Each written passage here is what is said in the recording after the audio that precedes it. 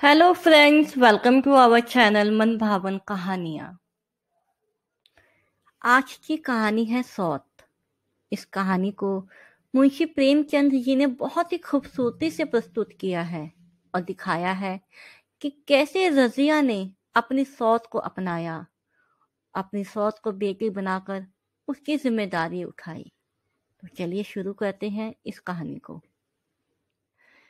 जब रजिया के 2-3 बच्चे होकर मर गए और उम्र ढल चली, तो रामू का प्रेम उससे कुछ कम होने लगा और दूसरे ब्याह की धुन सवार हुई। आए दिन रजिया से बकझक होने लगी। रामू एक न एक बहाना खोज कर रजिया पर बिगड़ता और उसे मारता, और अंत में वो नई स्त्री ले ही आया। इसका नाम था दासी। चप्पई रंग था, बड़ी बड़ी आंखें, जवानी की उम्र। पीली कुशांगी रजिया भला इस नवयौवना के सामने क्या सुंदर लगती। फिर भी वो जाते हुए स्वामित्व को और जितने दिन हो सके अपने अधिकार में रखना चाहती थी। इस घर को उसने मर मर के बनाया है, उसे सहज ही में नहीं छोड़ सकती। वो इतनी बेसमझ नहीं है कि घर छोड़कर चली जाए और दासी राज करे। एक दिन रजिया ने रामू से कहा, मेरे पास साड़ी नहीं है, जाकर ला दो। रामू उसकी एक दिन पहले दासी के लिए अच्छी सी चुंदरी लाया था। रतिया की मांग सुनकर बोला, मेरे पास अभी रुपया नहीं है। रतिया को साड़ी की उतनी चाह नहीं थी जितनी रामू और दासी के आनंद में विघ्न डालने की थी। बोली, रुपया नहीं है तो कल अपनी चहेती के लिए चुंदरी क्यों लाए? चुंदरी के बदले उसी दाम में 2 साड़ियां लाते तो एक मेरे काम ना आती। रामू ने स्वेच्छा भाव से कहा, मेरी इच्छा, जो चाहूंगा करूंगा, तू बोलने वाली कौन है? अभी उसके खेलने खालने के दिन है।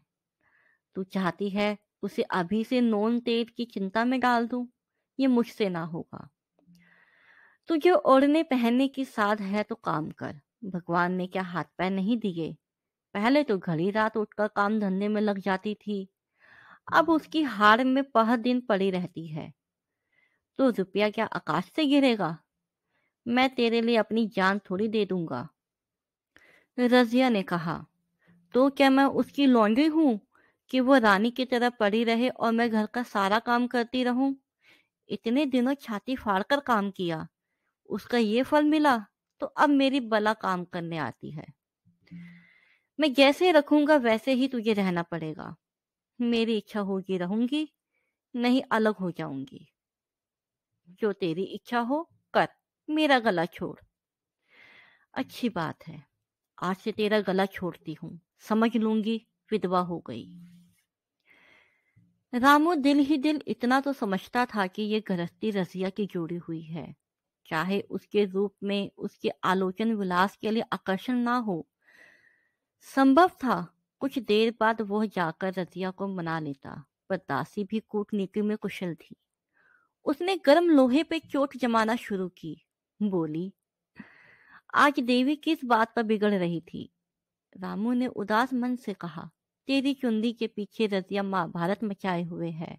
अब कहती है अलग रहूंगी। मैंने कह दिया, तेरी जो इच्छा हो कर। दसिया ने आंखें मटकाकर कहा, यह सब नखरे है कि आकर हाथ पैर जोड़े मनावन करे और कुछ नहीं। तुम चुपचाप बैठे रहो, 2-4 दिन में अपने आप ही गर्मी उतर जाएगी। तुम कुछ बोलना नहीं, उसका मिजाज और आसमान पे चढ़ जाएगा। रामू ने गंभीर भाव से कहा, दासी, तुम जानती नहीं हो वह कितनी घमंडी है। वो मुंह से जो बात कहती है उसे करके छोड़ती है। रजिया को भी रामू से ऐसी कृतघ्नता की आशा न थी। वो जब पहले किसी सुंदर नहीं, इसलिए रामू को अब उससे प्रेम नहीं है। पुरुष चरित्र में ये कोई असाधारण बात न थी, लेकिन रामू उससे अलग रहेगा इसका उसे विश्वास न आता था। ये घर उसी ने पैसा पैसा जोड़कर बनवाया, गृहस्थी भी उसकी जोड़ी हुई है, अनाज का लेन देन उसी ने शुरू किया। इस घर में आकर उसने कौन कौन से कष्ट नहीं झेले।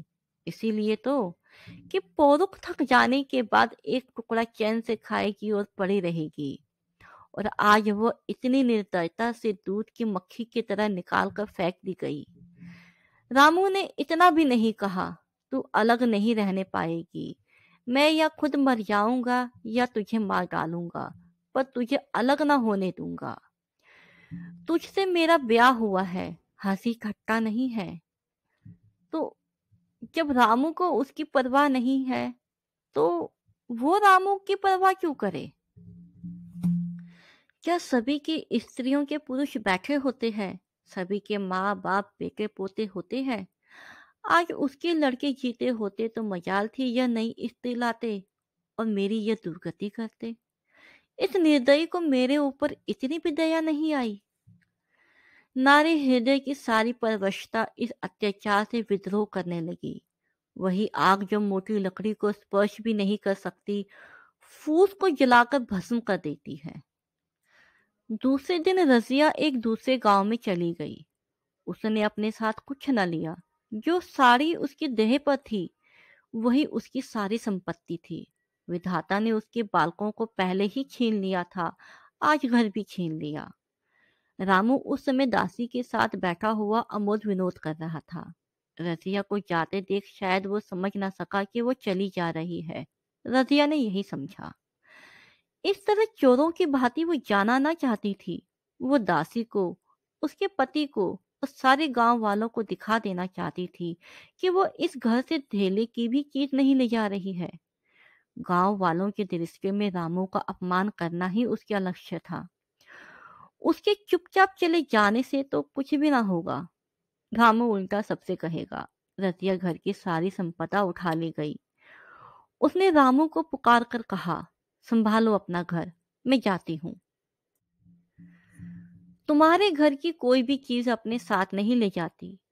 रामू एक क्षण के लिए कर्तव्य भ्रष्ट हो गया। क्या कहे, उसकी समझ में नहीं आया। उसे आशा ना थी कि वो यूं जाएगी। उसने सोचा था जब वो घर ढोकर ले जाने लगेगी तब वो गांव वालों को दिखाकर उनकी सहानुभूति प्राप्त करेगा। अब क्या करे? दसिया बोली, जाकर गांव में ढिंढोरा पीटाओ। यहाँ किसी का डर नहीं है। तू अपने घर से ले ही क्या आई थी जो कुछ लेकर जाएगी? रजिया ने उसके मुंह ना लगकर रामू से ही कहा, सुनते हो अपनी चहेती की बातें, फिर भी मुंह नहीं खुलता। मैं तो जाती हूँ, लेकिन दस्सो रानी, तुम भी बहुत दिन राज ना करोगी। ईश्वर के दरबार में अन्याय नहीं फलता। वो बड़े बड़े घमंडियों का घमंड चूर कर देते हैं। दसिया ठहाका मारकर हंसी, पर रामू ने सर झुका लिया। रजिया चली गई। रजिया जिस नए गांव में आई थी वो रामू के गांव के समीप ही मिला हुआ था। अतएव यहाँ के लोग उससे परिचित है। वो कैसी कुशल गृहिणी है, कैसी मेहनती, कैसी बात की सच्ची, ये यहाँ किसी से छुपा ना था। रजिया को मजदूरी मिलने में कोई बाधा ना हुई। जो एक लेकर दो का काम करे उसे काम की क्या कमी। 3 साल रजिया ने कैसे काटे, कैसे एक नई गृहस्थी बनाई, कैसे खेती शुरू की, इसका बयां करने बैठे तो पोथी हो जाए। संचय में जितने मंत्र है, जितने साधन है, वे रजिया को खूब मालूम थे। फिर अब उसे लाग हो गई थी, और लाग में आदमी की शक्ति का वरापार नहीं रहता। गांव वाले उसका परिश्रम देखकर दांतों उंगली दबाते थे। वो रामू को दिखा देना चाहती है, मैं तुमसे अलग होकर भी आराम से रह सकती हूँ। अब वो पराधीन नारी नहीं है, अपनी कमाई खाती है। रजिया के पास बैलों की एक अच्छी जोड़ी है। रजिया उन्हें केवल खाली भूसी देकर नहीं रह जाती, रोज 2-2 रोटी भी खिलाती है, फिर उन्हें घंटों सहलाती। कभी कभी उनके कंधों पर सर रखकर रोती और कहती है, अब बेटे हो तो, पति हो तो तुम ही हो, मेरी जान अब तुम्हारे ही साथ है। दोनों बैल शायद रजिया की भाषा और भाव समझते हैं। वे मनुष्य नहीं, बैल है। दोनों सर नीचा करके रजिया का हाथ चाटकर उसे आश्वासन देते हैं। वे उसे देखते ही कितने प्रेम से उसकी ओर ताकने लगते हैं, कितने हर्ष से कंधा झुकाकर पर जुआ रखवाते हैं और कैसे जी तोड़कर काम करते हैं। ये वे लोग समझते हैं जिन्होंने बैलों की सेवा की है और उनके हृदय को अपनाया है। रसिया इस गांव की चौधराइन है। उसकी बुद्धि, जो पहले नित्य आधार खोजती रहती है और स्वच्छंद रूप से अपना विकास न कर सकती थी, अब छाया से निकलकर प्रौढ़ और उन्नत हो गई है। एक दिन रजिया घर लौटी तो एक आदमी ने कहा, तुमने नहीं सुना चौधराइन, रामू तो बहुत बीमार है। सुना 10 लंघन हो गए हैं। रजिया ने उदासीनता से कहा, जूड़ी है क्या? जूड़ी नहीं, कोई दूसरा रोग है। बाहर खाट पे पड़ा था। मैंने पूछा, कैसा जी है रामू? तो रोने लगा। बुरा हाल है, घर में एक पैसा भी नहीं कि दवा दारू करे। रसिया के एक लड़का हुआ है, वो तो पहले भी काम धंधा ना करती थी और अब तो लड़कोरी है, कैसे काम करना आए। सारी मार रामू के सर जाती है। फिर गहने चाहिए, नई दुल्हन यूं कैसे रहे। रजिया ने घर में जाते हुए कहा, जो जैसा करेगा आप भोगेगा। लेकिन अंदर उसका जी ना लगा। वो एक क्षण में फिर बाहर आई। शायद उस आदमी से कुछ पूछना चाहती थी और इस अंदाज में पूछना चाहती थी मानो उसे कुछ परवाह नहीं है। पर वो आदमी चला गया था। रजिया ने पूरब पश्चिम जाकर देखा, वो कहीं नहीं मिला। तब रजिया द्वार की चौखट पे बैठ गई। इसे वो शब्द याद आए जो उसने 3 साल पहले रामू के घर से चले जाते समय कहा। उस वक्त जलन में उसने बहुत शराब दिया था। अब वो जलन ना थी, समय ने उसे बहुत कुछ शांत कर दिया था। रामू और दासी की हीन अवस्था अब ईर्ष्या के योग्य नहीं, दया के योग्य थी। उसने सोचा, रामू को 10 लंघन हो गए हैं तो अवश्य ही उसकी दशा अच्छी ना होगी।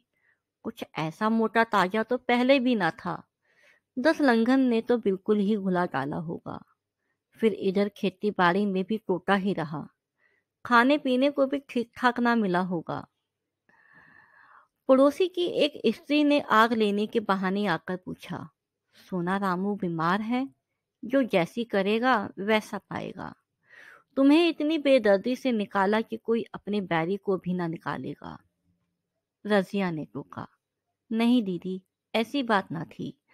वे तो बेचारे कुछ बोले ही नहीं। मैं चली तो सर झुका लिया।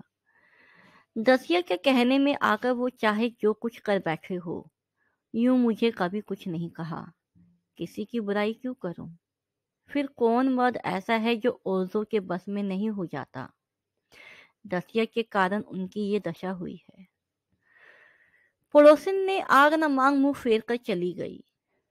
रसिया ने कलसा और रस्सी उठाई और कुएं पर पानी खींचने लगी। बैलों को सानी पानी देने की बेला आ गई थी, पर उसकी आंखें उस रास्ते की ओर लगी हुई थी जो मलसी को जाता था।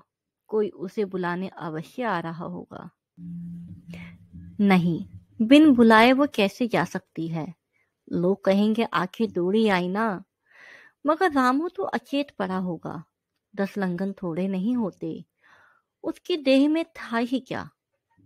फिर उसे कौन बुलाएगा? दसिया को क्या गरज पड़ी है, कोई दूसरा घर कर लेगी। जवान है, 100 गाहक निकल आवेंगे। अच्छा वो आ तो रहा है। हाँ, आ रहा है। कुछ घबराया सा जान पड़ता है। कौन आदमी है? इसे तो कभी मलसी में नहीं देखा। मगर उस वक्त से मलसी कभी गई भी तो नहीं। 2-4 नए आदमी आकर बसे होंगे। बटोही चुपचाप कुएं के पास से निकला। रजिया ने कलसा जगत पर रख दिया और उसके पास जाकर बोली, रामू मोहत्ता ने भेजा है ना तुम्हें? अच्छा तो चलो घर, मैं तुम्हारे साथ चलती हूँ। नहीं, अभी मुझे कुछ देर है। बैलों को सानी पानी देना है, दिया बत्ती करनी है। तुम्हें रुपया दे दूं? जाकर दसिया को दे देना। कह देना कोई काम हो तो बुला भेजे। बटोही रामू को क्या जाने, किसी दूसरे गांव का रहने वाला था। पहले तो चकराया, फिर समझ गया। चुपके से रजिया के साथ चला गया और रुपये लेकर लंबा हुआ। चलते चलते रजिया ने पूछा, अब क्या हाल है उनका? बटोही ने अटकल से कहा, आप तो कुछ संभल रहे हैं। दसिया बहुत रोई धोई तो नहीं है। रोती तो नहीं थी। वो क्यों रोएगी? मालूम होगा पीछे। पटोई चला गया तो रजिया ने बैलों को सानी पानी किया, पर मन रामू की ओर ही लगा हुआ था। स्नेह स्मृतियां छोटी छोटी तारिकाओं की भांति मन में उदित होती जाती थी। एक बार जब वो बीमार पड़ी थी, वो बात याद आई। 10 साल हो गए। वो कैसे दिन रात उसके सिरहाने बैठा रहता था। खाना पानी तक भूल गया था। उसके मन में आया क्यों ना चल के देख ही आवे। कोई क्या कहेगा? किसका मुंह है जो कुछ कहे? चोरी करने नहीं जा रही हूँ। उस आदमी के पास जा रही हूँ जिसके साथ 15-20 साल ही हूँ। दसिया नाक सिकोड़ेगी, मुझे उससे क्या मतलब। रजिया ने किवाड़ बंद किए, घर मजूर को सहेजा और रामू को देखने चली, कांपती, झिझकती, क्षमा का दान लिए हुए। रामू को थोड़े ही दिनों में मालूम हो गया था कि उसके घर की आत्मा निकल गई, और वो चाहे कितना जोर करे, कितना ही सर खपाए, उसमें स्फूर्ति नहीं आती। दासी सुंदर थी, शौकीन थी और फूहड़ थी। जब पहला नशा उतरा तो ठान ठाई शुरू हुई। खेती की उपज कम होने लगी, और जो होती भी थी वो ऊंग पटांग खर्च होती थी। ऋण लेना पड़ता था। इसी चिंता और शोक में उसका स्वास्थ्य बिगड़ने लगा। शुरू में कुछ परवाह न की। परवाह करके ही क्या करता? घर में पैसे न थे। ईसाइयों की चिकित्सा ने बीमारी की जड़ और मजबूत कर दी, और आज 10-12 दिन से उसका दाना पानी छूट गया था। मौत के इंतजार में खाट पर पड़ा कराह रहा था। और अब वह दशा हो गई थी जब हम भविष्य से निश्चिंत होकर अतीत में विश्राम करते हैं, जैसे कोई गाड़ी आगे का रास्ता बंद पाकर पीछे लौटे। रजिया को याद करके वो बार बार रोता और दासी को कोसता। तेरे ही कारण मैंने उसे घर से निकाला। वो क्या गई, लक्ष्मी चली गई। मैं जानता हूँ, अब भी बुलाऊं तो दौड़ी आएगी, लेकिन बुलाऊं किस मुंह से? एक बार वो आ जाती और उससे अपने अपराध क्षमा करा लेता, फिर मैं खुशी से मरता। और लालसा नहीं है। सहजा रजिया ने आकर उसके माथे पे हाथ रखते हुए पूछा, कैसा घी है तुम्हारा? मुझे तो आज हाल मिला। रामू ने सजल नेत्रों से उसे देखा, पर कुछ कह न सका। दोनों हाथ जोड़कर उसे प्रणाम किया, पर हाथ जुड़े ही रह गए और आंख उलट गई। लाश घर में पड़ी थी। रजिया रोती थी। दसिया चिंतित थी। घर में रुपया का नाम नहीं। लकड़ी तो चाहिए ही। उठाने वाले भी जलपान करेंगे ही। कफन के बगैर लाश उठेगी कैसे? 10 से कम का खर्च ना था। यहाँ घर में 10 पैसे भी नहीं। डर रही थी कि आज गहन आफत आई। ऐसी कीमती भारी गहने भी कहाँ हैं थे। किसान की बिसात ही क्या, 2-3 नग बेचने से 10 मिल जाएंगे, मगर और हो भी क्या सकता था। उसने चौधरी के लड़के को बुलाकर कहा, देवर जी, ये बेड़ा कैसे पार लाएंगे? गांव में कोई धेले का विश्वास करने वाला नहीं। मेरे गहने हैं। चौधरी से कहो इन्हें गिरो रख कर आज का काम चलाए, फिर भगवान मालिक है। रजिया से क्यों नहीं मांग लेती? सहसा रजिया आंखें पोंछती हुई आ निकली। कान में भनक पड़ी। पूछा, क्या है जोखू? क्या सलाह कर रहे हो? अब मिट्टी उठाओगे कि सलाह की बेला है? हाँ, उसी का इंतजाम कर रहा हूँ। रुपये पैसे तो यहाँ होंगे नहीं, बीमारी में खर्च हो गए होंगे। इस बेचारी को तो बीच मंझधार में लाकर छोड़ दिया। तुम लपक कर उस घर चले जाओ भैया, कौन दूर है, कुंजी लेते जाओ। मंजूर से कहना भंडार से 50 रुपए निकाल दे। कहना ऊपर की पटरी पर रखे हैं। वह तो कुंजी लेकर उधर गया। इधर दसिया रज्जो के पैर पकड़कर रोने लगी। बहनापे के ये शब्द उसके हृदय में बैठ गए। उसने देखा, रजिया में कितनी दया, कितनी क्षमा है। रजिया ने उसे छाती से लगाकर कहा, क्यों रोती है बहन? वो चला गया, मैं तो हूं। किसी बात की चिंता ना कर। इसी घर में हम और तुम दोनों उसके नाम पर बैठेंगी। मैं वहां भी देखूंगी, यहाँ भी देखूंगी। धाप भर की बात ही क्या। कोई तुमसे गहने पाते मांगे तो मत देना। दसिया का ये होता था कि सर पटक कर मर जाए। इसे उसने कितना जलाया, कितना रुलाया और घर से निकाल कर छोड़ा। रसिया ने पूछा, जिस जिसके रुपए हो सूरत करके मुझे बता देना, मैं झगड़ा नहीं रखना चाहती। बच्चा दुबला क्यों हो रहा है? रसिया बोली। मेरा दूध होता ही नहीं। गाय जो तुम छोड़कर गई थी वो मर गई, दूध नहीं पाता। राम राम, बेचारा मुरझा गया। मैं कल ही गाय लाऊंगी, सभी गृहस्थी उठा लूंगी। वहां क्या रखा है? लाश से उठी रजिया उसके साथ गई। दाह कर्म किया, बोझ हुआ। कोई 200 रुपये खर्च हो गए, किसी से मांगना ना पड़े। दसिया के जौहर भी इस त्याग की आंच में निकल आए। विलासिनी सेवा की मूर्ति बन गई। आज रामू को मरे 7 साल हुए हैं। रतिया घर संभाले हुए है। दसिया को वो सौत नहीं बेटी समझती है। पहले उसे पहनाकर तब आप पहनती है, उसे खिलाकर आप खाती है। क्योंकि पढ़ने जाता है। उसकी सगाई की बातचीत पक्की हो गई है। इस जाति में बचपन में ही ब्याह हो जाता है। दसिया ने कहा, बहन गहने बनवाकर क्या करोगी? मेरे गहने तो धरे ही है। रसिया ने कहा, नहीं री, उसके लिए नए गहने बनवाऊंगी। अभी तो मेरे हाथ चलता है, जब थक जाऊं तो जो चाहे करना। तेरे अभी पहनने ओढ़ने के दिन है, तू अपने गहने रहने दे। नाइन ठकुर सुहाती कह के बोली, आज जोंकू के पापा होते तो कुछ और ही बात होती। रजिया ने कहा, वो नहीं है तो मैं तो हूं। वो जितना करते मैं उसका दूगा करूंगी। जब मैं मर जाऊं तब कहना जोकू का बाप नहीं है। ब्याह के दिन रसिया को रोते देख रसिया ने पूछा, बहू तुम क्यों रोती हो? अभी तो मैं जीती हूँ। घर तुम्हारा है, जैसा चाहो रहो। मुझे एक रोटी दे दो बस। और मुझे क्या करना है? मेरा आदमी मर गया, तुम्हारा तो अभी जीता है। दसिया ने उसकी गोद में सर रख दिया और खूब रोई। जीजी, तुम मेरी माता हो। तुम ना होती तो मैं किसके द्वार पर खड़ी होती? घर में तो चूहे लौटते थे। उनके राज में मुझे दुख ही दुख उठाने पड़े। सुहाग का सुख तो मुझे तुम्हारे राज में मिला। मैं दुख से नहीं रोती, रोती हूँ भगवान की दया पर कि कहाँ मैं और कहाँ ये खुशहाली। रजिया मुस्कुराकर रो दी। तो ये थी हमारी आज की कहानी। आई होप आपको पसंद आई होगी। कमेंट सेक्शन में ज़रूर बताइएगा। अब हम मिलेंगे आपसे अपनी नेक्स्ट वीडियो में नए किस्से कहानी के साथ। तब तक चैनल के साथ बने रहिए, खुश रहिए, स्वस्थ रहिए। Thank you.